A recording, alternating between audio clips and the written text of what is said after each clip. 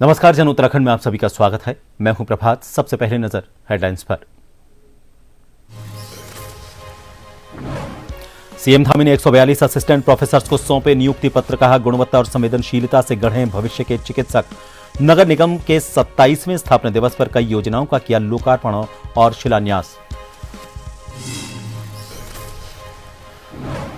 वन्य जीवों के हमलों को लेकर चिंतित सूबे के मुख्य अधिकारियों और कर्मचारियों को अलर्ट रहने के दिए निर्देश। पीड़ितों के इलाज का पूरा खर्च उठा रही सरकार।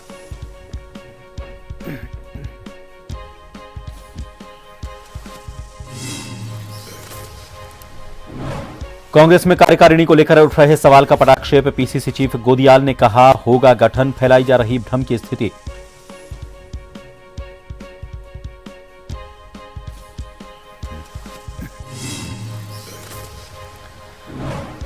हल्द्वानी के बनभूलपुरा भूमि अधिकरण का मामला, कल सुप्रीम कोर्ट का बड़ा फैसला संभव। शहर में हाई अलर्ट, भारी पुलिस फोर्स तैनात।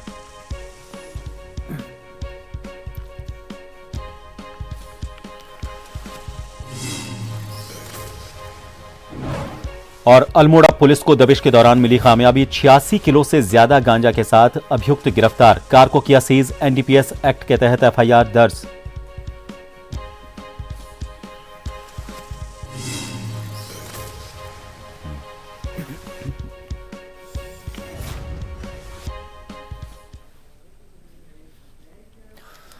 मुख्यमंत्री धामी ने चिकित्सा सेवा चयन बोर्ड के माध्यम से चयनित राजकीय मेडिकल कॉलेजों में 142 असिस्टेंट प्रोफेसर्स को नियुक्ति पत्र वितरित किए। उन्होंने नवनियुक्त असिस्टेंट प्रोफेसर्स को शुभकामनाएं देते हुए कहा कि ये अवसर चिकित्सा के क्षेत्र को सशक्त बनाने की दिशा में महत्वपूर्ण कदम सिद्ध होगा। मुख्यमंत्री ने सभी से आग्रह करते हुए कहा कि सभी अपने छात्रों को गुणवत्तापूर्ण शिक्षा और प्रशिक्षण प्रदान करने के साथ उनके भीतर संवेदनशीलता, सहानुभूति और सेवा की भावना भी विकसित करें, जिससे वो कुशल और दक्ष चिकित्सक बनने के साथ समाज के प्रति अपने कर्तव्यों और मानवता के प्रति अपने उत्तरदायित्व को भी पूरी ईमानदारी से निभाएं। आयुष्मान योजना के अंतर्गत अब तक करीब 61 लाख आयुष्मान कार्ड वितरित किए गए हैं, जिसके माध्यम से प्रदेश के लगभग 17 लाख से ज्यादा मरीजों का 3300 करोड़ रुपए से ज्यादा का कैशलेस उपचार किया गया है।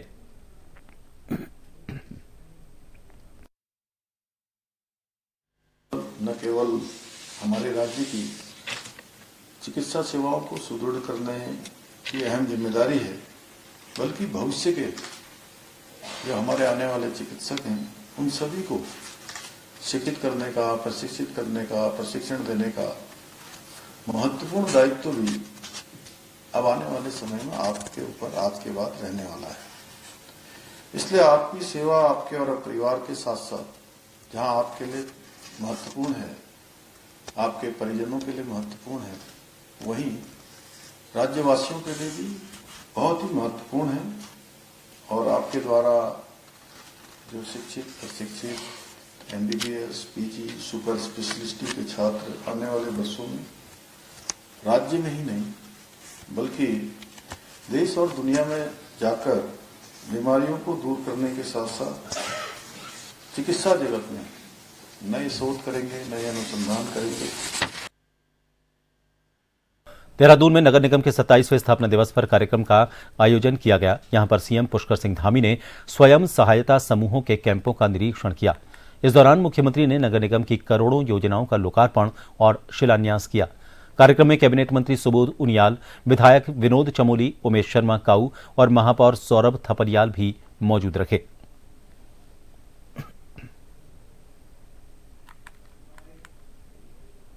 होगा कि हम देहरादून की भविष्य की जरूरतों के अनुरूप विकसित करने की दिशा में निरंतर कार्य करेंगे और आने वाले समय में हमारी भावी पीढ़ियों को, हमारे कर्णधारों को एक स्वच्छ, हरित, सुव्यवस्थित, सुरक्षित और ऐसा देहरादून बनाने का काम करेंगे, उसके निर्माण का काम करेंगे जो हमारी भावी पीढ़ी को एक अच्छा वातावरण दे, उनको सुरक्षित परिवेश दे।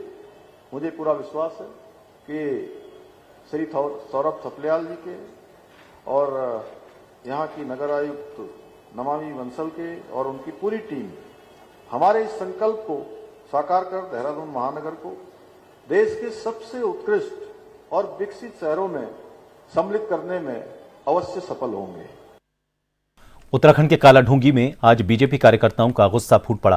पूर्व मंत्री हरक सिंह रावत द्वारा सिख समुदाय को लेकर किए गए कथित विवादित बयान के विरोध में पार्टी कार्यकर्ताओं ने रावत का पुतला दहन किया। कालाढूंगी मुख्य बाजार चौराहे पर बीजेपी कार्यकर्ता बड़ी संख्या में जुटे और हरक सिंह रावत के खिलाफ नारेबाजी शुरू कर दी। प्रदर्शनकारियों का कहना था कि रावत के बयान ने न सिर्फ सिख समुदाय की भावनाओं को आहत किया बल्कि सामाजिक सौहार्द को भी नुकसान पहुंचाया।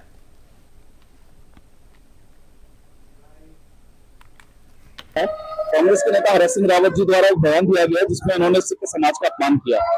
उनके इस बयान की हम सब निंदा करते हैं। इसके बाद यहाँ पुतला दहन किया गया। कांग्रेस का यह चाल चरित्र रहा है कि सिख समाज का बार बार अपमान करती है और उसके साथ ही साथ 1984 में सिख समाज के ऊपर जो कांग्रेस के द्वारा दंगे किए गए थे उनके कांग्रेसी नेता भूले नहीं है और कहीं ना कहीं उनके मन में ऐसी टीस रहती है कि सिख समाज का अपमान करो। देहरादून में कांग्रेस नेता हरक सिंह रावत के 12 बजे वाले कथित बयान को लेकर सिख समुदाय का गुस्सा लगातार बढ़ता जा रहा है। शहर में कई जगहों पर पुतला दहन के बाद अब समुदाय के लोग बड़ी संख्या में रावत के निवास के बाहर इकट्ठा हुए और कड़े विरोध के साथ सार्वजनिक मंच से स्पष्ट माफी की मांग की। प्रदर्शनकारियों का कहना है कि रावत ने पौंटा साहिब में जो माफी मांगी वो केवल औपचारिक थी और इससे समुदाय की भावनाओं को न्याय नहीं मिलता। उनका कहना है कि यह मामला किसी व्यक्तिगत टिप्पणी से कहीं बड़ा है क्योंकि ये पूरे पंथ के सम्मान से जुड़ा विषय है। इसी कारण समुदाय ने दोहराया कि बिना स्पष्ट, सार्वजनिक और सच्ची माफी के वो पीछे हटने वाले नहीं हैं।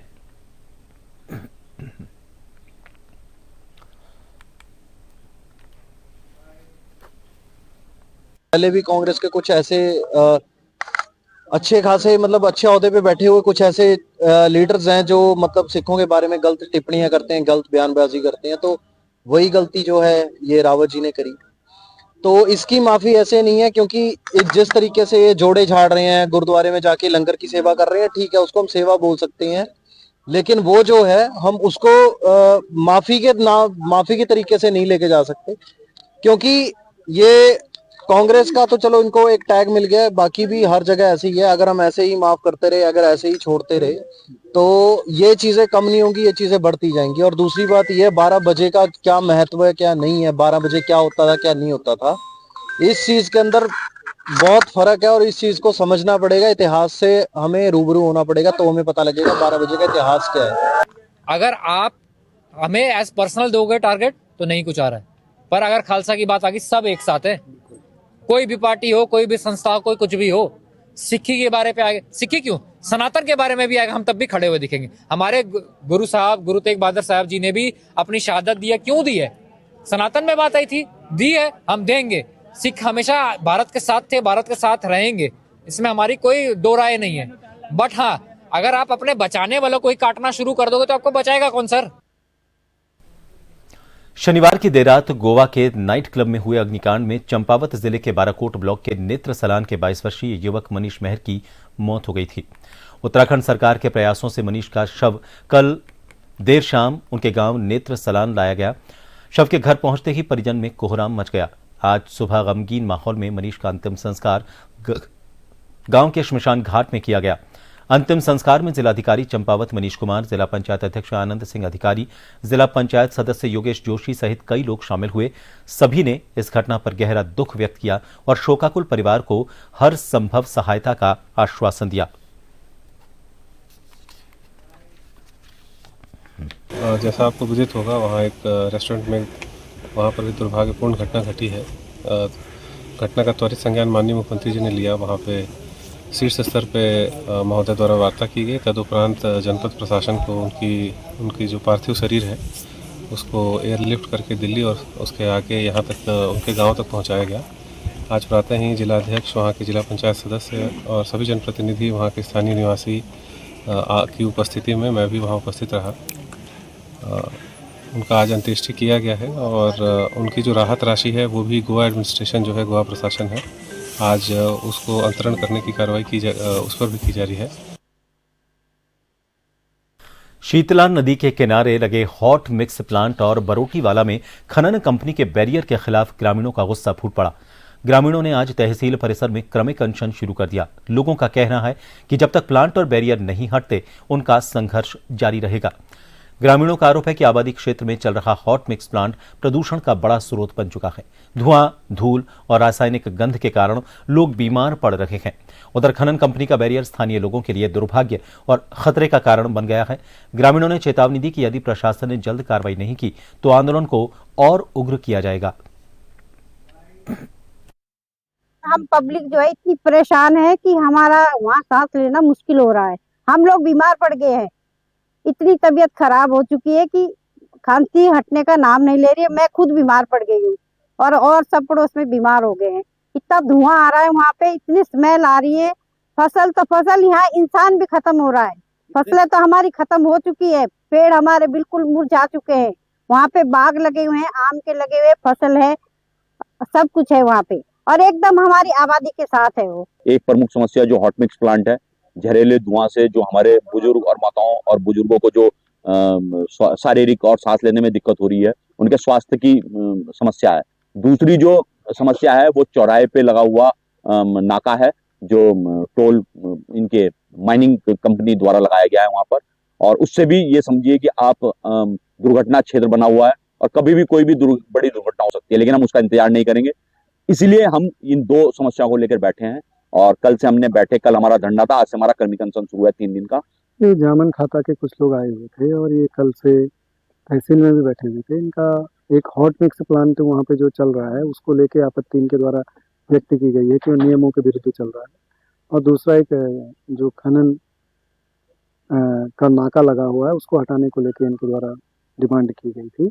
तो जिला खान अधिकारी को निर्देशित किया गया है कि अपनी टीम को कल भेजेंगे और उसके बाद इसका निरीक्षण किया जाएगा। जहां पे प्लांट चल रहा है अगर नियम विरुद्ध पाया जाता है तो कार्रवाई। ब्रेक के बाद एक बार फिर आप सभी का स्वागत है। तराई केंद्रीय वन प्रभाग के बरघैनी रेंज में रविवार की देर रात एक मादा हाथी का शव मिलने से इलाके में शोक और चिंता का माहौल है।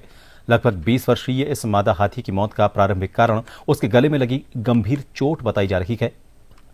इसकी वजह से वो भोजन नहीं कर पा रही थी। लंबे समय तक खाना न मिलने से उसकी हालत बिगड़ती गई और आखिरकार उसकी मौत हो गई। प्रभागीय वनाधिकारी उमेश चंद्र तिवारी ने बताया कि हाथी के गले में चोट के चलते इन्फेक्शन होने की भी आशंका है। उन्होंने कहा कि मौत का सही कारण पोस्टमार्टम रिपोर्ट आने के बाद ही स्पष्ट हो पाएगा। वर्तमान में प्राथमिक रूप से चोट और उससे हुए संभावित संक्रमण को ही मुख्य वजह माना जा रहा है। ये अभी ज्यादा उम्र का नहीं है, एक मादा है जिसकी उम्र अंदाजन हम लोगों को लगता है कि 20 साल के आसपास का ही होगी। उसकी जो डेड बॉडी है उसको देखने से लगता है कि उसके मुंह के एरिया में एक पुराना घाव है। तो वो घाव भी अभी पूरी तरह हील नहीं हुआ है और संभवतः वो उसके कारण प्रॉपरली खाना वगैरह नहीं खा पा रहा था या कोई इन्फेक्शन हुआ होगा। तो वो सब पीएम रिपोर्ट आने के बाद कंफर्म होगा, लेकिन यह कि यंग एज में उसकी डेथ हो गई। रुक करेंगे अगली खबर है चंपावत से। चंपावत के टनकपुर राष्ट्रीय राजमार्ग में मादली के पास शराब के नशे में धुत होकर वाहन चला रहे चंपावत में तैनात फायरकर्मी ने लोहाघाट डिपो के ऋषिकेश जा रही रोडवेज बस में अपनी कार से टक्कर मार दी। इससे वहां पर अफरा तफरी मच गई। लोगों ने एसपी चंपावत से शराब पीकर वाहन चलाने वाले फायरकर्मी पर कड़ी कार्रवाई की मांग की।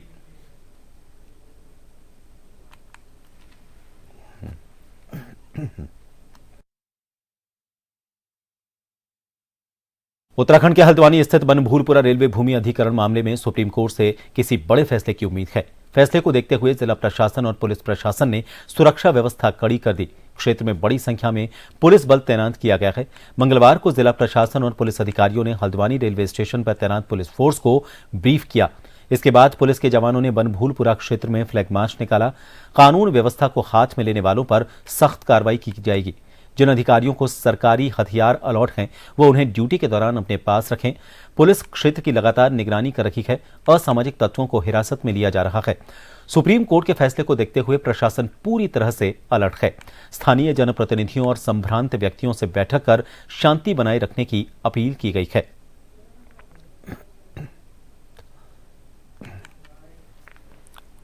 दिनांक 10/12/2025 को 10 दिसंबर को माननीय सुप्रीम कोर्ट में बनभूलपुरा रेलवे अतिक्रमण मैटर का अंतिम सुनवाई और जजमेंट के लिए पोस्टेड है। कल एक महत्वपूर्ण अंतिम सुनवाई है। इसको लेके बहुत मतलब स्वाभाविक है कि इतना बड़ा मैटर है तो संवेदनशीलता के दृष्टिगत एहतियातन के रूप पे हमने पुलिस, पीएसी, फायर और ट्रैफिक सीपीयू का बल को तैनात किया है। साथ में हम ये बता दें कि वहां पर माननीय डीएम महोदय द्वारा कि भारी संख्या में सेक्टर और जोन के आधार पर जो है मैजिस्ट्रेट्स को भी तैनात किया गया है। मैं आपको बता दूं, ये एक संपूर्ण समग्र समन्वय का कार्रवाई है, जॉइंट कार्रवाई है ये। इसमें पुलिस, आरपीएफ, रेलवे की सीनियर अधिकारीगण, जीआरपी, जिला प्रशासन, नगर निगम, पीडब्ल्यूडी, हेल्थ, फॉरेस्ट, बिजली विभाग, सभी के टीमें इस प्रबंधन में लगे हुए हैं। कल का जो डिसीजन को लेकर जो शांति व्यवस्था को, पुलिस का मेन काम है शांति व्यवस्था को बरकरार रखना और संवेदनशील गतिविधियों पर नजर रखना। उसके तहत जो है बनबुलपुरा संपूर्ण क्षेत्र को किलाबंदी करते हुए हमने व्यापक पुलिस, पीएसी और सिक्योरिटी फोर्सेस को हमने डिप्लॉय किया है। मंगलौर के मोहल्ला खैला की रहने वाली एक गर्भवती महिला ने अपने सौतेली सास और ससुर पर मारपीट कर घर से निकालने का आरोप लगाते हुए उनके खिलाफ कानूनी कार्रवाई की मांग की। एक प्रेस वार्ता के जरिए पीड़ित परिवार ने मीडिया के सामने गुहार लगाते हुए अपनी पीड़ा से अवगत कराते हुए कहा कि जैनब की सौतेली सास और उसके ससुर ने उसके पति और उसकी बहन के साथ काफी मारपीट की।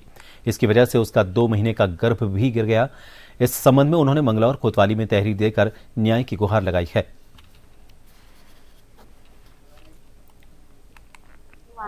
जो सौतेली सास है मेरी, उसने मेरे पेट में लाते बजाई, मैं गर्भवती थी और उसने मेरे इतनी लात बजाई बहुत, अब बजा के अंदर चली गई। और जो मेरा देवर है छोटा, उसने भी मुझे बहुत मारी, फटियों से बजाया उसने मुझे। और जो ससुर है उसने भी मुझे बहुत मारी, उसने देह लाते देह मुँह के बजाए मेरे। मैंने दी, उसमें उन्होंने कुछ वो नहीं करा, गए थे मैंने गए थे अपने घर ही बैठ के निंदा लूँ।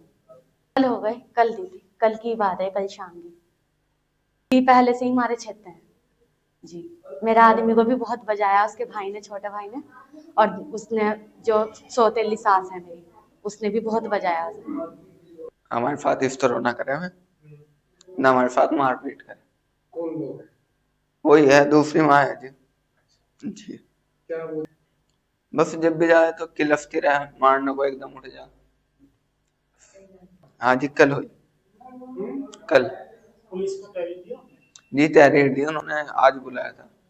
किस चीज को लेकर मारपीट कर रहे हो? बस ऐसे ही जलन में, इसकी वजह से जी। वह हिस्सा भी देने को मना करे, बेदखल करने को है। जिला निर्वाचन अधिकारी नैनीताल ने प्री एसआईआर के काम में तेजी लाने के निर्देश दिए हैं। 31 दिसंबर 2025 तक प्री एसआईआर के काम को पूरा किया जाना है। बीएलओ और बीएलए के आपसी समन्वय से एसआईआर का काम पुख्ता और तेजी से किया जा सकेगा। राजनीतिक दलों से भी बूथ लेवल एजेंट बनाने का अनुरोध किया गया है, जिससे काम पारदर्शी तरीके से किया जा सके। जिला निर्वाचन अधिकारी नैनीताल ने बताया कि बीएलए 1 चीफ इलेक्टोरल ऑफिसर के ऑफिस में नियुक्त होंगे।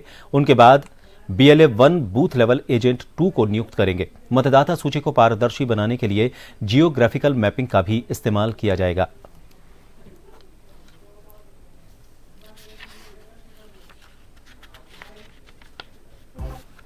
भारत निर्वाचन आयोग से स्पष्ट निर्देश मिले हैं कि जो सघन पुनरीक्षण अभियान है एसआईआर, उसकी प्री एसआईआर की जो गतिविधियां हैं वो 31 दिसंबर तक की जानी है। तो इसमें जो हमारी वोटर लिस्ट होगी, मतदाता सूची, वो त्रुटि रहित बनानी है निष्पक्ष पारदर्शी चुनाव कराने के लिए। इसमें 2003 की जो मतदाता सूची थी और जो 2025 की मतदाता सूची है, इसकी मैपिंग करानी है। और 25 में जो मतदाता यहाँ नए जुड़े हैं, अगर वो 2003 में ट्रेस नहीं हो रहे हैं तो फिर उनकी जियोग्राफिकल मैपिंग करनी है। उसमें जो नए आमद हुई लोगों की नई बस्तियां बसी हैं, कहीं से कोई शिफ्ट होके आया है, या जो ब्राइड्स हैं आफ्टर मैरिज आई हैं, ऐसे सारे प्रकरणों की जियोग्राफिकल मैपिंग हमारी बूथ लेवल पे चल रही है। इन सभी खबरों के साथ फिलहाल के लिए इस बुलेटिन में इतना ही। नमस्कार।